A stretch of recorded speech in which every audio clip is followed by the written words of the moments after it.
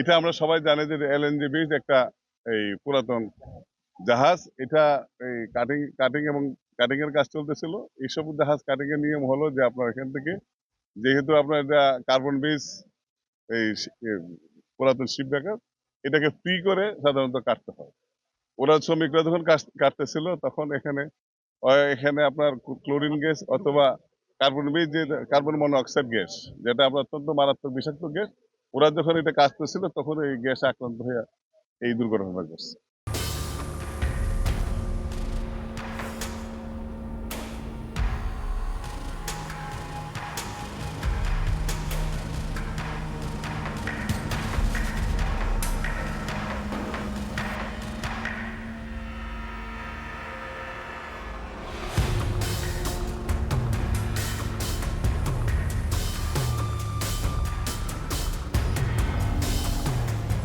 তো যে ওরা যখন সেফটি অফিসার ছাড়া ওইখানে ওরা গ্যাস নিষ্ক্রিয় করতে গিয়েছিল, যখন ওইখানে যখন ওরা এই কাটিং করতেছে, তাৎক্ষণিকভাবে এই গ্যাসটা আপনার ওই যে বাষ্প হয়ে চারিদিকে প্রায় 100-200 মিটার পুরো অক্সিজেন করে ফেলছে, নষ্ট করে ফেলছে, যার কারণে অক্সিজেন না পাওয়াতে অনেক রোগী ওইখানে স্পট ডেড হয়েছে।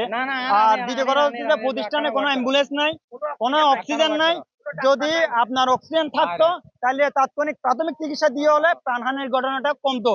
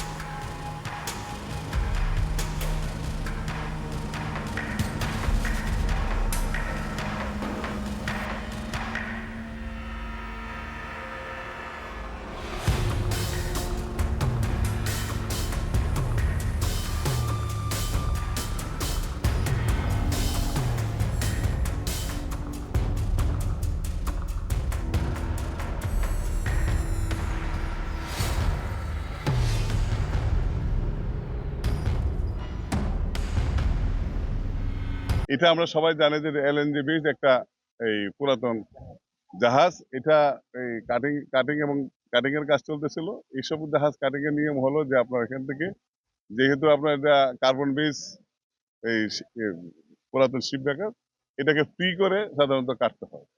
ওরা শ্রমিকরা যখন কাটতেছিল তখন এখানে আপনার ক্লোরিন গ্যাস অথবা কার্বন বেস যে কার্বন মনোঅক্সাইড গ্যাস, যেটা আপনার অত্যন্ত মারাত্মক বিষাক্ত গ্যাস, ওরা যখন এটা কাটতেছিল তখন এই গ্যাসে আক্রান্ত হয়ে এই দুর্ঘটনা ঘটছে।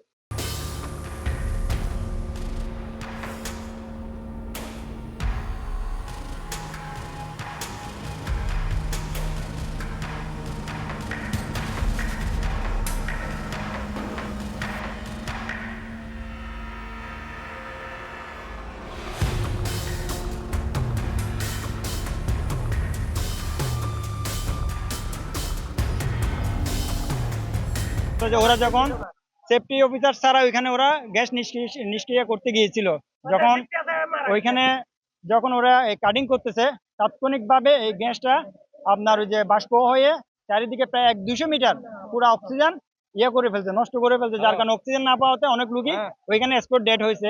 আর দ্বিতীয় কথা হচ্ছে যে প্রতিষ্ঠানে কোনো অ্যাম্বুলেন্স নাই, কোনো অক্সিজেন নাই।